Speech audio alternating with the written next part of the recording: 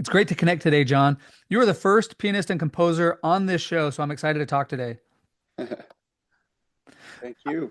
I have to say, too, uh, I know you're big, and I know the piano guys are big, but 10 years ago, I was in Chile, and I walked into a home in Chile, this, small town, what people would say is the middle of nowhere, and they were playing your music, and I thought, that's pretty cool. They're playing the piano guys Crazy. down here in South America. And then just a month ago, my wife and I were driving from Salt Lake back out to Lawrence, Kansas, and we left really early in the morning, and kids are, it's like 5, 6 a.m. or whatever, and so the kids are asleep. But to help them sleep, we put on your music, and it was just so peaceful. And when I think of you and your music, that's what comes to mind often is peace. It's so peaceful. But anyway, with that kind of short intro, as you think about the things you've learned from your career in music, what lessons would you most like to pass on to others? Wow. I think, thanks, first of all. It's a really nice introduction. I think the thing that I would pass on to my kids is to try to make it a question of not my plan, but God's plan. And I think that I was able to do that with my wife. When we started out, I actually didn't want to be a musician. Wow. I heard horror stories from my older brothers and sisters who were in music circles and people that were really trying to push a music uh, dream, and their families kind of paid the price and suffered. And I just was so against being one of those, and you know, putting my family and my wife through what I'd heard them talking about. So when we got married, um, I was going to get an MBA. I was going to go into business, Oh, and I had just graduated with my undergrad, and I was going to do some I graduated in English. I was going to get that business master's degree and just be an entrepreneur or something.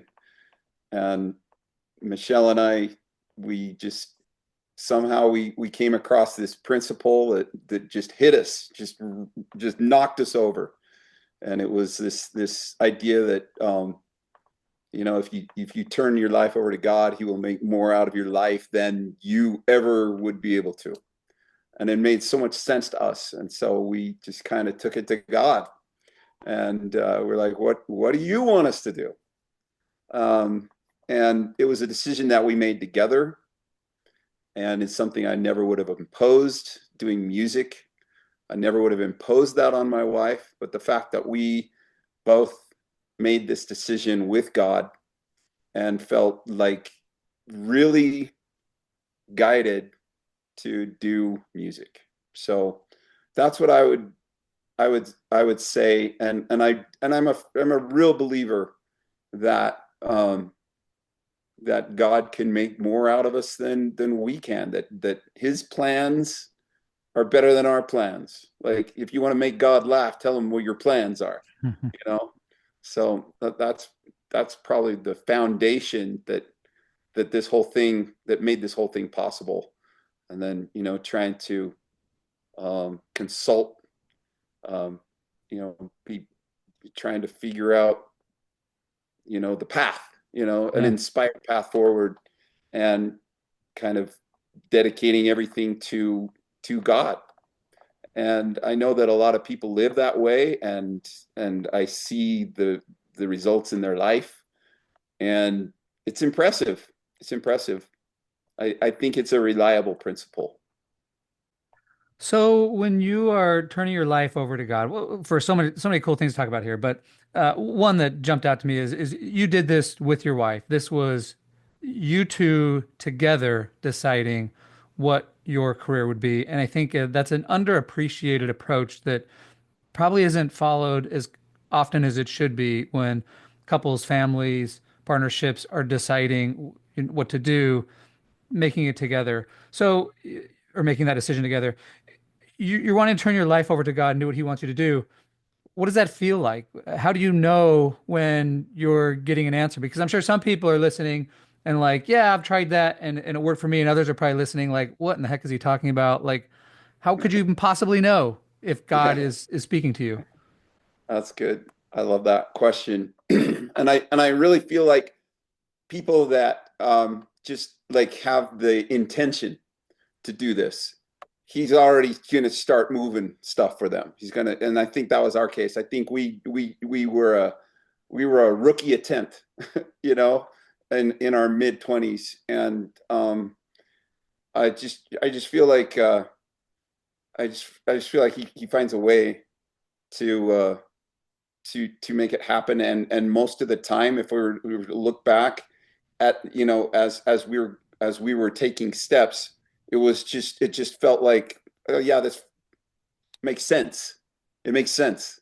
Like I think if God were to make things too obvious, he would actually be meddling with us. So he's like the master of illusion, Mm, like like making things that seem like accidents happen. And so that's what I would say is just don't expect it to be obvious, and just go with your good judgment, and go with your, he'll like be putting stuff in your mind all the time that he's not blowing a trumpet saying, yeah, I just did something nice for you. Like everything is just has felt anonymous. Like he's the king of anonymous givers. It's like, he's the master of illusion. He's always switching things up. He's like, does it this way one time, then does it that way another time. But um, if we're like intentionally saying, I care, this is important to me to do it your way, he's going to figure out a way to do it. And he'll even turn our mistakes into something beautiful. Like something, bring beauty out of total um, idioticness. I don't know how else to say it. mhm. He'll say, I can work with that. I totally work with that. You know. So as I look back, that's how I would say it, and that we shouldn't freak out about, oh, I'm not feeling guided. You know, that's another thing I would say to my kids. You know, is just have the intention, and then just trust in it. Yeah, I love that perspective of just having the right intention. I mean, your intention is, sounds to me like I want to make the most out of my life. We want to make the most out of our family that we possibly can, do the most good. And so by being thoughtful and then just trying to listen and reflect, that ended up guiding you to a place that you probably could have never imagined. And this speaks to me too, because when I switched careers a bunch, and I went to law school, and I was in real estate, and I was in medical sales, and I decided to go get a PhD in my late 30s, and do the PhD, and I apply for jobs, and I ended up submitting like 170 applications, all for jobs. All the while, my wife and I are feeling like this is right. We're trying to take the same approach that you're describing, having some hard times along the way, and second guessing ourselves. And then finally we get the job here in Lawrence, Kansas, and we're like, it's right. We found it. Like this is it. Totally, And there's totally. this scripture I love in the Book of Mormon, and I should have it memorized by now because I love it so much. It says something about how God will guide you, but it will be when you look back at your life, you will see that He has guided you. And Yep. so that's how, so we get here to Kansas, and we're like, oh my gosh, as we look back, we can totally see and feel like we were guided here. But in the moment, it was really hard when I'm submitting, the 100th application and the 150th application. We're kind of wondering. So I love the lesson because I can relate. Maybe the last question though is what if people don't believe in God? What if your children say like, Dad, that's great. I don't believe in God. How does this lesson, or maybe a better question is, does this lesson still apply to somebody who doesn't necessarily believe in God? Yeah. Um, I don't think God is. I, I don't think he like gets uptight about how we think of him. Um, like even if people think in a higher power or whatever they call it. Um, one of the coolest things is I've done some stuff. I've been involved with the Alcoholics Anonymous community and the 12-step program, and to go to those meetings and to hear people just dropping F bombs, and they don't know they don't know, you know, um, much about scriptures and what God has said in those books. But the 12-step program really, I think, is so cool because it meets people at a common denominator. It's like just a higher power. Just start there. Um, and like if an organization like Alcoholics Anonymous can have a pillar, have as one of its pillars a belief in God, and if great intellects like Jordan Peterson and gosh, we could talk about amazing smart people that believe in God, and if those types of things can use God as a pillar, then I would say to my kids, um, be careful to be too self-assured in your in where you land on this, um, to accept, to put your faith in that it's all accidental. That's faith too. That's like, to criticize people for having faith in something they don't know, to reject something based on something you don't know is also Yeah.